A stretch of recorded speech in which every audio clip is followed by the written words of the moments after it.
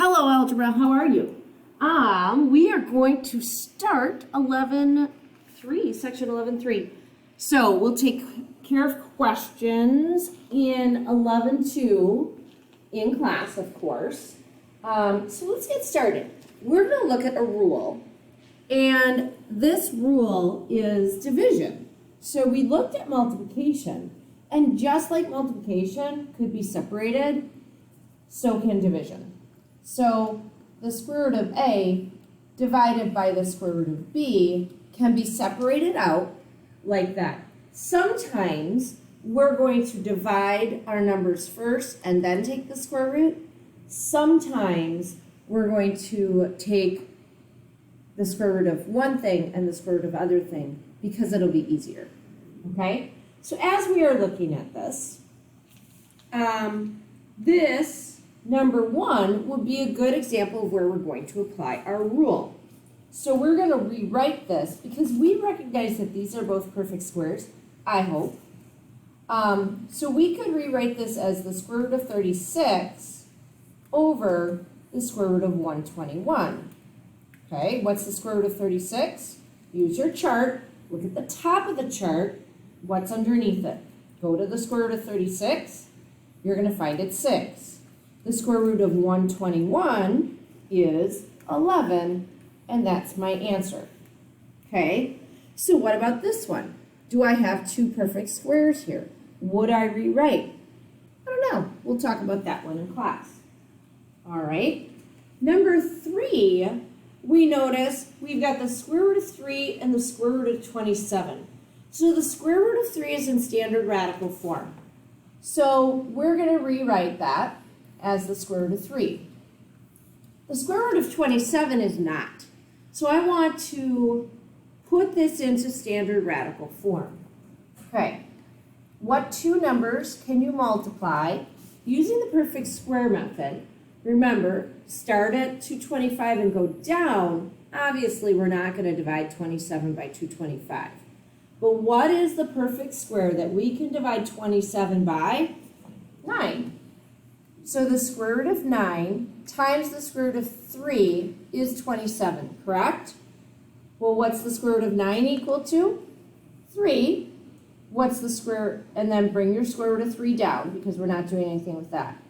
Now this number is going to go up into our fraction, right? So I've got my 3 times the square root of 3. Now, I want to simplify my fraction. What is the square root of 3 over the square root of 3 equal to? Well, last time I checked, it was equal to 1. Okay? So if that's true, then I have a fraction here. I have a 1 on top, and I have a 3 on the bottom. And that's my answer. Okay? Now, if I was going to do that one with this, what would I get? Well, we'll figure that out in class. All right. Number 5. Number 5 says to multiply these two fractions. So what we're going to do is we're going to multiply, you know what, I want to make that more of an arc because we usually make an arc for multiplication. All right, so my new problem is going to be 24 times 3, which is 72. Okay. Over 14 times 2, which is the square root of 28. Now, are these perfect squares? They're not. So we're going to want to use our rule, and we're going to want to rewrite these. The square root of 72 over the square root of 28. Why do we want to do that? So that we can simplify like we did in the last problem, 3 and 4. Okay, so let's figure out what the square root of 72 is. So the square root of 72, we'll do that over here, and then we'll fill it in over there. Okay, the square root of 72, what's the largest perfect square I can divide this by? Start at 225, that's not going to work. But you know what? 49? No, 49 is not going to work because that's an odd number and this is an even number. But what's after 49? 36, right? Try 36. Sure, that'll work. 36 times 2 is 72. How do I write this? Well, this is 6, right? The square root of 36. Bring down my 2. Okay, that's the square root of 72. Now let's do the square root of 28. We've done this one before. What two numbers multiply to make 28 that I can take out of there?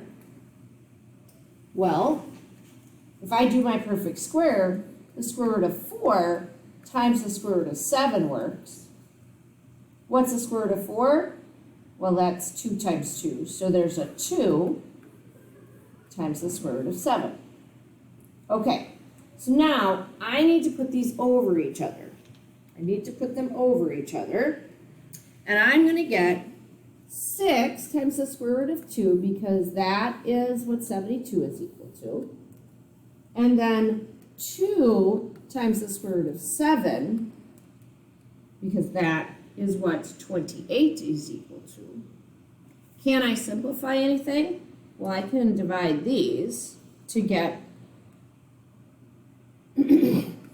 3 times the square root of 2 over the square root of 7. Now, we're going to leave this answer like it is. Although, this is not how this answer, so I'm going to make a squiggly bubble because we may come back to this. Because we don't want that square root of 7 to be on the bottom, but I haven't taught you that yet. So let's look at what it means to rationalize a denominator. So we don't want to have, we want to have no square roots in the denominator. Or the bottom of a fraction. Okay? So what do? We are going to multiply our fraction by 1. We are going to multiply the top and the bottom of the fraction by, not the denominator of 1, by the factor of 1. That shouldn't say denominator, I'm sorry. That should say factor. Okay, what do I mean by that? Well, let's look at number 6.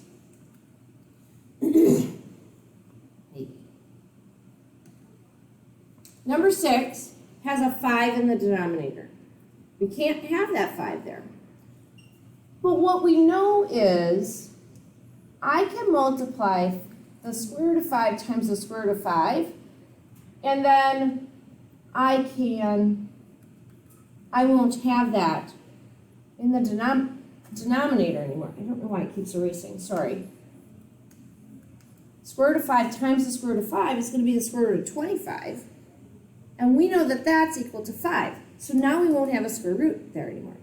So the only thing is if we multiply the denominator by 5, we have to multiply the numerator by 5. And that's where our factor of 1 comes in. My factor of 1, whatever number over whatever number, comes from what our denominator is. Okay? So let's do the math. What's 1 times the square root of 5? Well, it's the square root of 5. What's the square root of 5 times the square root of 5? Well, that would be the square root of 25, right? So, as I have the square root of 25, how could I rewrite that? Well, the square root of 5 is going to stay the same. But what is the square root of 25? That's equal to 5. We know that from our chart. So this, my friends, is my new answer. Okay. Number 7. I don't want to have that 7, that square root of 7 in the bottom. So what do I need to multiply by? The square root of 7 over the square root of 7. 2 times the square root of 7 is just that, 2 times the square root of 7. the square root of 7 times the square root of 7, well, we just learned that whatever my thing is, I don't necessarily need to do this step right here where I have the square root of 25. I can just take out that number because that's squared, right? That's going to be 49, and the square root of 49 is 7. So I can skip a step, and I can take my 7 out. And that's my answer, because I can't reduce 2 by 7. Okay. Number 8, we're going to do in class. We're also going to go back and revisit number 5. So, have a great day, and God bless.